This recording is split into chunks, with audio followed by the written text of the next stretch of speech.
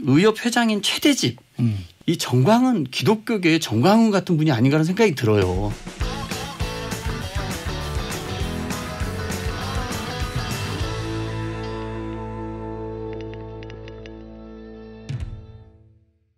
우리 강명원 의원이 보건복지 예 그렇습니다. 당장 이 현안과 관련된 상임인데 예. 이거 어떻게 풀어야 됩니까?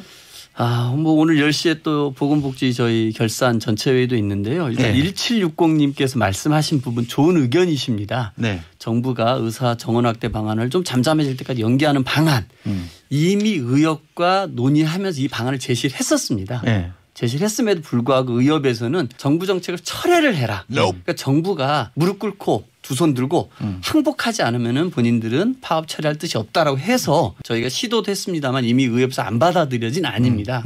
우리 국민들 모두가 느끼는 거는 지역에 뭔가 번듯한 병원이었고 의사가 부족하고 서울에는 몰려 있는데 그것도 성형외과에 뭐 피부과에 몰려 있다는 건 다 알고 있는 거 아니겠습니까? 그렇다 그러면은 이 의료 자원을 전국 골고루 좀 이렇게 좀 나누는 문제도 필요한 거고 또 노인 인구가 급격히 증가하고 있기 때문에 의료 인력이 부족한 것도 다 알고 있단 말이에요. 코로나를 겪어보면서 공공의료의 확충이 필요한 것도 알고 있기 때문에 저는 충분히 의협과 정부가 논의해서 풀 수 있는 문제라고 생각합니다.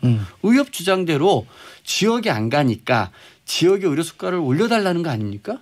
저는 그러면은 의료 수가를 올리는 문제와 또 지역 의사제를 도입하는 문제 함께 한다라 그러면은 지역의 부족한 의료 인력들이 확충이 빨라질 거 아니겠습니까? 저는 네. 충분히 논의할 수 있는 문제이지 이렇게 국민의 생명을 위협해서 자신들의 이익을 얻고자 하는 행위는 좋다고 생각합니다. 공공의료 인력을 확충, 공공의료를 확대하는 문제는요. 이 시기에 나온 문제가 아닙니다. 박근혜 정부인 2013년도에 박근혜 대통령이 처음 이 주제를 던졌고요. 당시 많은 시민사회단체라든지 우리 사회에서 필요했던 과제였습니다. 그런데 이게 잘 안 됐습니다. 네. 2016년도에는 그 새누리당의 이정현 의원이 관련 법안까지 냈는데 국회 논의가 잘 안 됐습니다. 그런데 이제 올해 초에 코로나가 터지면서 이 문제가 더 이상 미룰 수 없는 국가적 과제가 돼서 화두가 됐던 것이지 재난지원금 문제처럼 저는 이때 여야가 좀 같은 목소리를 내줬으면 좋겠습니다. 아까 제가 말씀드렸습니다만 박근혜 대통령도 이 문제를 풀고자 했는데 안 됐다고 말씀드리지 않았습니까? 그러니까 미래통합당에서도 이 공공의료 확대는 필요한 부분이고 미래통합당 같은 경우 지방의원님들도 많으시잖아요. 그 지방의원님들은 지방의료가 얼마나 공백이 심한지 더 느끼고 계십니다. 네.